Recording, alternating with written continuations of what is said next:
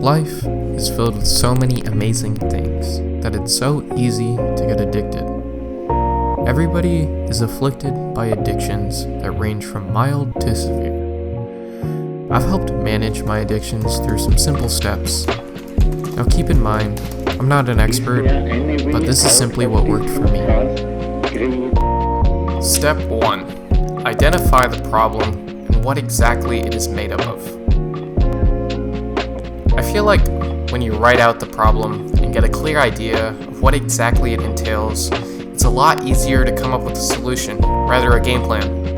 Because then the addiction isn't a scary issue that controls, but rather when you understand it, you control the addiction, and that's important.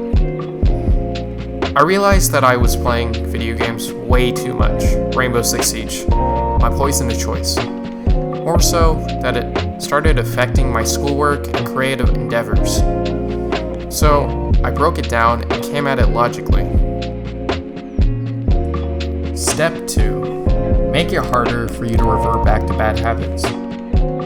So when we try to cure the addiction, we have to make it cumbersome for yourself to revert back to bad habits. Let's use the path of least resistance as a guide. Take important parts of your addiction and make it harder for yourself to do them. For me, I have to use my Logitech wired mouse to play games. So I had an extra wireless mouse lying around and I switched them and put the wired mouse in the closet. While it may not seem like much, over time I just found myself playing less and less simply because the walk to the closet to play Rainbow is not worth my time.